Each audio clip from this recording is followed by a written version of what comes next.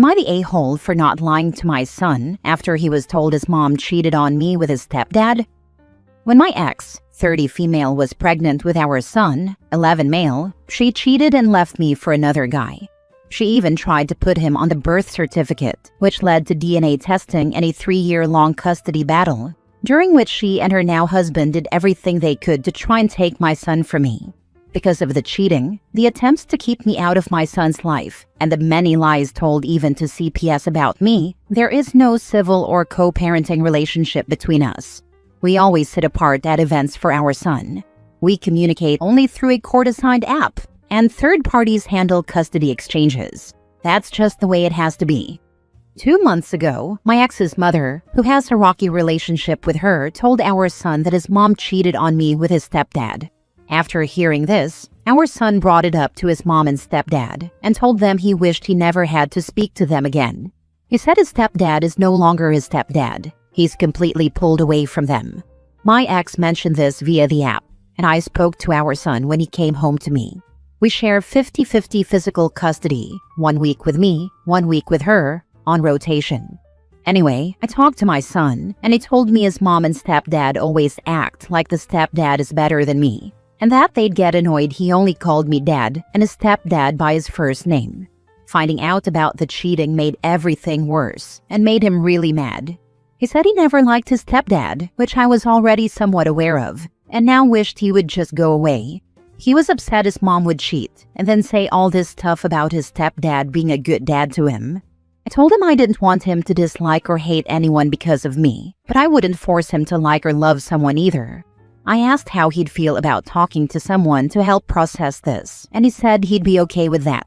So I got him signed up for therapy. He hasn't started yet. My ex later quizzed our son during her week and then got mad at me for not lying to him or denying the cheating. She told me it wasn't fair to use it against her when I wasn't even the one who told him. Her mom did. She said I shouldn't ruin my relationship with my son over her actions. I got one rather long message from her through the app. Then she confronted me outside my house while our son was with her. She told me that a good father would put his son's best interests above his own hurt. I don't think she's right, but I know I may be too close to this to be objective. So, am I the a-hole? Now for the top comments. LOL, did she think you were going to take this to your grave? It would have or should come out eventually, perhaps when he was older. But that's not your fault. You sure as heck shouldn't have lied for her once the cat was out of the bag. Not the a-hole. Yes, although I never would have told him myself, but I never intended to lie if someone else did either. Not the a-hole. You are putting your son's best interest first by getting him a therapist that will help him deal with all the crap she, not you, put him through. OP still have time later to verbally drop something like, not my personal problem that putting my son's interests does not benefit you nor a side piece turned husband in any form and way. Not my fault your mom told our son the truth. Direct your BS and anger at her, not at me. Not the a-hole. They both fooled around for like 12 years. They just now legit suffering now forever consequences due son finally finding out from maternal grandma the truth about both his parents and his mom's husband. Not the a-hole. It took 11 years, but they finally caught up with the F around. I agree. She would have thought of the consequences of her actions before she did them. Not the a-hole. And the cheating is secondary. She should really quit while she's ahead. Her son doesn't know that she tried to keep his dad out of his life for 3 years. She should take that as a win. Tell him she wishes she exited the relationship with his dad differently and stop bashing someone he loves. Next story. Am I the a-hole for refusing to allow my stepdaughter to use one of my cars and telling her to get a job and buy one instead? My husband and I have a 5-year-old son together, and he has an 18-year-old female daughter, Sally, from his previous marriage. Sally is an entitled, manipulative young lady who has spent her entire life milking the child of divorce card in order to make her parents feel bad and give her everything she wants. As a result, she is now a lazy adult with poor grades in school, no prospect, no job, and no desire to get a job or do something with her life. Although my husband and her bio mom are both responsible for how she turned out, instead of coming together and working toward helping her do something, they prefer to blame each other and do everything they can to undermine the other. For example, if my husband punishes Sally by not giving her spending money, her mom will immediately throw money at her. If her mom takes her car away as a punishment, my husband will immediately give her his car to use. It's a very strange dynamic they have, and very different from what he has with me. When I asked him why he is so different in terms of parenting my son with me versus Sally with her bio mom, he said I am his wife, and a normal sane woman he can actually communicate with. Whatever. I feel like they are both wrong, but Sally is not my daughter, and I'm happy I don't have to spend too much time with her. Now that summer break has started, Sally has the most important problem in the world. Her car broke down and she needs one to use this summer to go places, meet her friends, go to parties, etc. Her mom is not willing to give her car because she needs it for work. My husband needs his car to go to work, and neither of them is willing to buy her a new one. So Sally, the genius, found the perfect solution and asked me to give her one of my cars. To be clear, I have two cars, a big SUV that was given to me by my employer, and a smaller one that I use when I go into town because it's easier to park. I refused and told her she can't use either of my cars. She insisted and said I don't need two cars at the same time, but she needs one to get around. I told her she's free to use public transportation or get a job and buy one herself. Now Sally's going around to my husband's relatives complaining that I am trying to exploit her and send her to work. I had a good laugh about this with my husband's sister, but my mother-in-law claims I could have just refused instead of telling her to get a job. I'm a little confused about what's so bad about telling an adult to get a job. It's not like I sent a 12-year-old to work for her food or anything. Not the a-hole. Hide your keys. Also, make it clear to all that you will call in the police if a car goes missing, and you will tell them who took it. This OP because from what you've described, Sally wouldn't think twice about borrowing one of your cars. And if the SUV is a nicer vehicle, that is what she'll likely take, especially as her friends will all fit.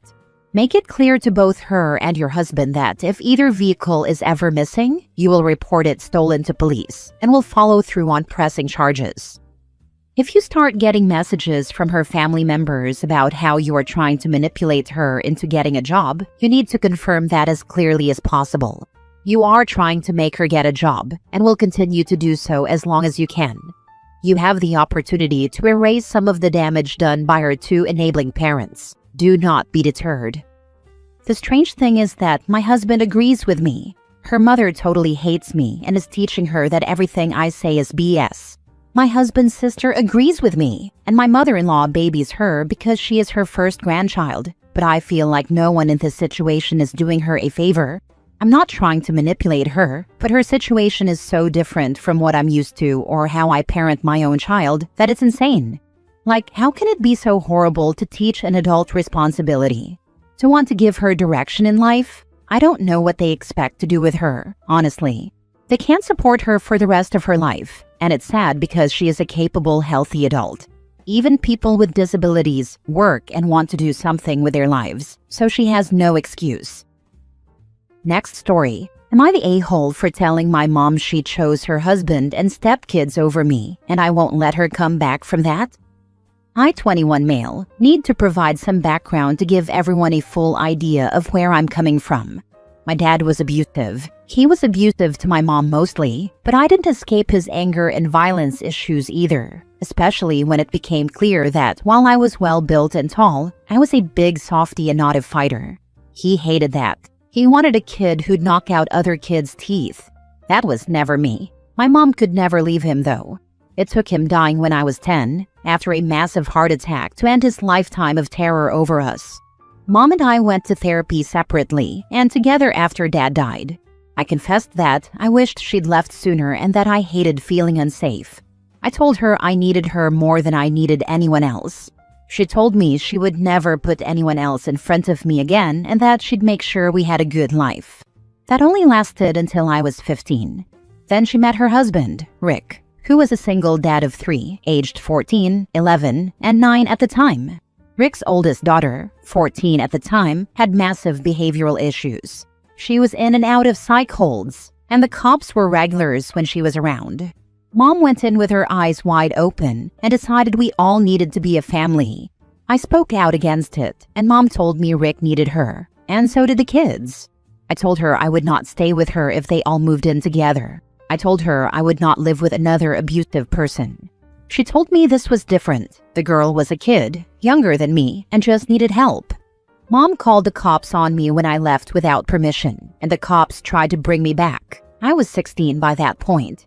It escalated and they let me stay. Mom tried to push kidnapping charges on my grandparents for keeping me from her and tried to get the courts involved, but I had seen some stuff from Rick's oldest.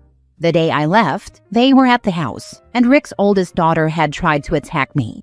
So, to make it all stop, I called CPS about the incident, and Mom's attempts to get me back were over. She still tried, but CPS stated I should be where I was safe. Rick's younger kids were removed for a few weeks before being placed back with Rick and my mom, who had moved in together at that point. Mom tried to maintain contact with me and tried to make me give it a chance, but I wanted no part of that. She asked me to spend some time with the younger kids so they could have an older sibling to turn to, but I refused to step up. She showed up at my grandparents' a few times, but they sent her away, and I muted her number at that point. She and Rick are still together and now married. I was invited to their wedding but didn't go, and I never reached out. But she's made multiple attempts in the last 2 months, and I ignored most of them.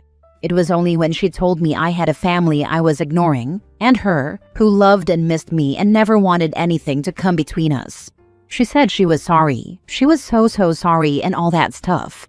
I told her she chose Rick and his kids over me and I won't let her come back from that. I said she made me live with abuse once, and she tried to do it again. I told her I didn't care if she wanted to help Rick and protect his younger kids. It wasn't my job to care. It was her job to protect me, and she failed for a second time. After that, Rick reached out to me and told me I didn't need to be so hard on my mom. That his oldest had problems, but it didn't mean he and the kids were undeserving of love and support. He said I had failed at being as good a person as my mom. I blocked him because he's just a random dude who has no business telling me things like that. My mom tried to get in touch again and apologized again, but I ignored it. The fact she's still apologizing is the only reason I'm here to ask this. But am I the a-hole? Now for the top comments. Not the a-hole. She chose your abusive father over you, and herself frankly, and then she chose an abusive step-sibling over you. She didn't put her own child first, and that has consequences. It might be different if the man she decided to date and live with didn't have a daughter with these kinds of issues, because I'm not saying your mother had to remain alone for the rest of her life. But no, she chose a partner that meant you were exposed to an abusive teenager. It doesn't make any difference that it may not be that kid's fault. You already had trauma from previous violence. It was beyond selfish of your mother to put you in that position again, even if it was from a child this time. I'm glad your grandparents had your back. Don't feel guilty for calling CPS. That is what you needed to do to stay in the safety of your grandparents' home. Thank you. CPS was something that they were really angry at me over, but it was the only way I could save myself. No matter what the consequences were for Rick's kids, I needed to be away from that mess. It's extremely telling that CPS legally removed you from the home, though you had already physically left, and placed you with your grandparents. If there had been nothing behind the call but a teen who just didn't like their new blended family, that would never have happened. CPS does not like to remove children from the home, which is why the younger two left for several weeks, and likely only returned after certain conditions had been met to ensure their safety. Hopefully, someone continued to advocate for them, as well as for the oldest, who sounds like she was not getting the help she needed either. From what I know, nothing changed when the kids were sent back to Rick. They carried on as normal and kept expecting me to come and be their human shield. Last story. Am I the a-hole for asking my daughter to pay for her sister's college costs? I have 2 daughters, 25 and 18. For my oldest daughter, I paid for around half of her total university costs. She took around $30,000 in student loans to pay for the rest. She paid off the loans very aggressively and became debt-free quickly. Due to having to support my parents, we weren't able to save much for our younger daughter and had to use a lot of the money we saved for her in an emergency a year ago.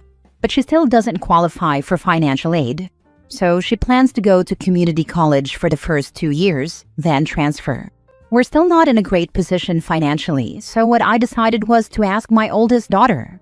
My oldest has a pretty stable job and earns quite a lot in a pretty low cost of living area, so I asked her if she could contribute to some of the funds considering I paid for part of her university, which helped her become debt-free fast. She was originally hesitant at first, but then agreed to cover all the costs for the 2-year community college. This would let me save up to at least pay for some of the fees after she transfers to a state university. I have around $10,000 saved up for her. I hope to bring that number to at least $15,000 to $20,000 so I can pay some of her tuition when she transfers. Now, when my husband found out about this, he got mad and told me it's embarrassing to ask a 25-year-old for money and that we should have either made the youngest take out loans or tried to contribute a bit more. Am I the a-hole? You're the a-hole for not discussing something like this with your spouse.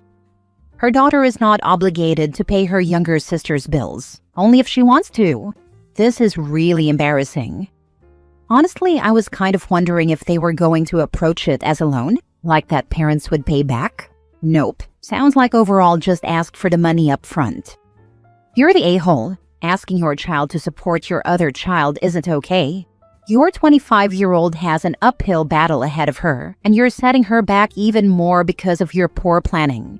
Oh, and your oldest became debt-free faster because she paid off her loans. She doesn't owe you anything. You caused this situation for your youngest. You get a loan and maybe take some financial lessons from your eldest. And FYI, asking her for money to support her sister because you spent all of yours on your parents is just forcing your 25-year-old daughter to support her grandparents with extra steps.